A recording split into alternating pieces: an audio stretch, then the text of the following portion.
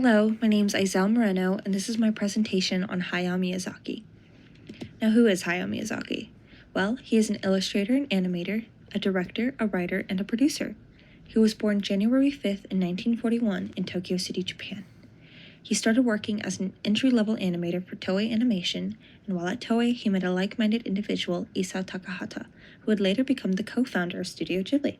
He also met Ota Akemi, who would later become his wife. Now, Nausicaa of the Valley of the Wind was a monthly manga Miyazaki wrote that became so successful a film was made. And the success of this film encouraged Miyazaki and Takahata to pursue their career. And in 1985, they then created Studio Ghibli. Now, on to his filmography.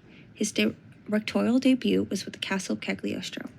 Then following was Nausicaa of the Valley of the Wind, then Castle in the Sky, then My Neighbor Totoro, then Kiki's Delivery Service, then Porco Rosso, then Whisper of the Heart, then Princess Mononoke, then Spirited Away, then The Cat Returns, then Howl's Moving Castle, then Ponyo, then Ariadne, then From Up on Poppy Hill, then From the Wind Rises, and finally The Boy and the Heron.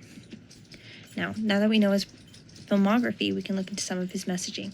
A common theme is nature, spirits, and human relationships, which can be found in Spirited Away and My Neighbor Totoro, but I believe the film that best explores that connection is Princess Mononoke. Princess Mononoke explores the conflict between human progress and the natural order, and the persistence of the spiritual world alongside the mundane. Miyazaki warns us of pride, highlighting the long-term effects of focusing on short-term profits. Miyazaki challenges us to reconsider the exploitative relationship between humans and nature. Ashitaka chooses a path of reconciliation and balance in the film. Princess Mononoke teaches us that regeneration in the face of immense destruction is always possible if we're willing to strive for change.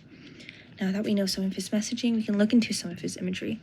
These are very popular stills from his movies.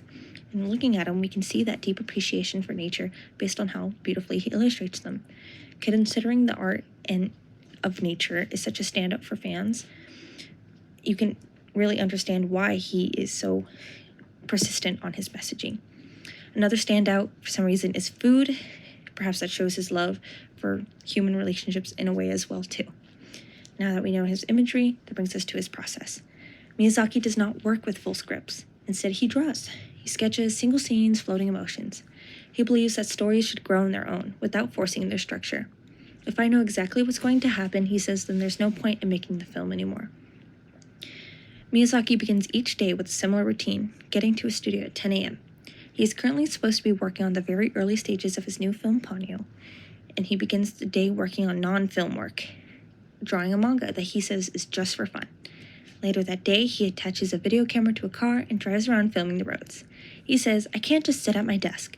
Ideas come from the unexpected. I just do it because I find it interesting. Now the day ends and no work was done on his new film. 2 weeks pass like this with no progress on Ponyo. But Miyazaki knows you can't rush the creative process. And all those just for fun things he ends up doing are actually a very vital part of the work. He's in the idea incubation stage, and you can't force ideas. He knows he has to allow himself to wander. Patience is a part of the process. Later, Michio Yasuda, Miyazaki's color designer, says, something very novel, even mad, may come out of that head of his. And sure enough, 11 months after Miyazaki began, a single frame of Ponyo emerges. Now on to his success. Spirited Away came out in 2001. And it was widely acclaimed and commercially successful, grossing $396 million at the worldwide box office. It became the highest-grossing film in Japanese history with a total of 31.68 billion yen. It held the record for 19 years until it was surpassed by Demon Slayer in 2020. Now, it became the first hand-drawn non-English language animated film to win the Academy Award for Best Animated Feature at the 75th Academy Awards. And it's regarded as one of the greatest animated films ever made. So what is next for Hayao Miyazaki? What does the future hold? Well, throughout his career, Miyazaki has announced his retirement on several occasions, but he always returns, not out of obligation, but because he can't stop drawing. His most recent film, The Boy and the Heron, is his most introspective, a meditation on memory, loss, and the very need to keep creating even as the world changes. It's often viewed as a goodbye. The Boy and the Heron emphasizes the inevitability of death, of people, institutions, and entire worlds. The weight of tradition becomes a burden, beautiful things turn to rot, and everything ends. But something new must emerge from the ashes. However, Miyazaki doesn't pretend to know what that might be. When the legendary director was asked about the answer to the Japanese title of his film, How Do You Live?, he responded, "I am making this movie because I do not have the answer." And I think that's a great lesson for all illustrators. Even if you don't have the answers, you should create regardless, because maybe through the process, you will find these answers and find why you do and how you live. And with that being said, that is all. Thank you for listening.